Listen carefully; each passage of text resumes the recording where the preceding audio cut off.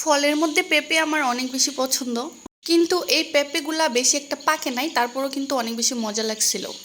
আর পেঁপে হচ্ছে খুবই সহজলভ্য একটা ফল। এটা বাড়িতে মানে বাড়ির আশেপাশে কোথাও লাগালেই দেখা যায় যে পেঁপে ধরে। তো এটা কিন্তু একটা এক্সপেন্সিভ কোনো ফল না, কিন্তু এটার উপকারিতা অনেক বেশি এবং খেতেও অনেক বেশি মজা।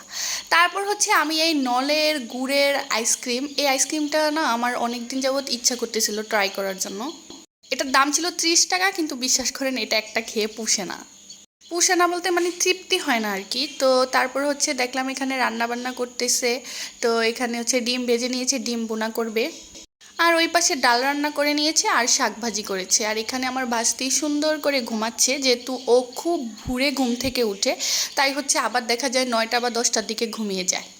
তো এখানে হচ্ছে চিকেন রান্না করা হচ্ছে, আমি একটু নেড়ে চেড়ে দিচ্ছি, যদিও আমি রান্নার ধারে কাছেও যাই না, কারণ আমার না মানে ভাল লাগে না রান্না বান্না করতে। তো এখানে হচ্ছে পোলাও রান্না করা হয়েছে আর রাইস কুকারে ভাত বসিয়ে দেওয়া হয়েছে। আর ভাতের মার তো একদম রাইস কুকারের ঢাকনার উপর দিয়ে বের হয়ে যাচ্ছে, পরে আমি আবার ঢাকনাটা খুলে দিলাম।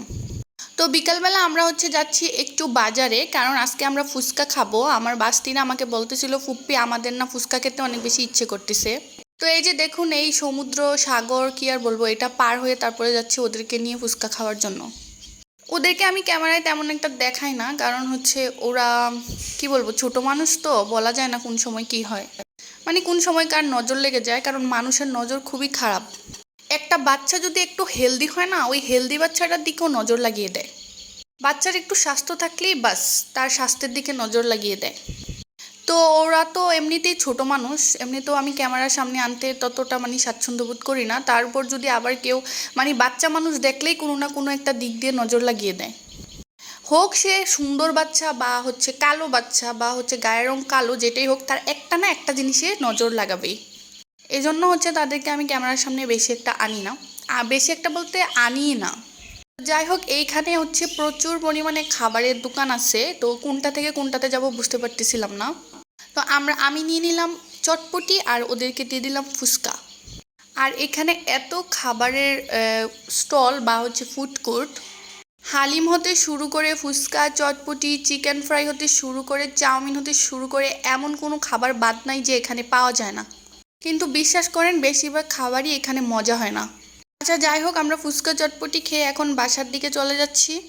আর এই পাশটা অনেক বেশি অন্ধকার ছিল, এই রাস্তাটা বা সরি রাস্তা না, এই ফুট ওভারব্রিজটা পার হয়ে আসতে কিন্তু অনেক বেশি ভয় লাগে, কারণ এখানে কোনো লাইট নেই, আলো নেই, কোনো কিছুই নেই। তারপর আমি চলে আসলাম একটা দোকানে, এখান থেকে কিছু জিনিস আমি কেনাকাটা করব। আর এই দোকানদার বাড়িটা খুবই ভালো, ওনার ব্যবহারও খুবই ভালো, আমি কোনো কিছু নিলেই ওনার দোকান থেকে নিই।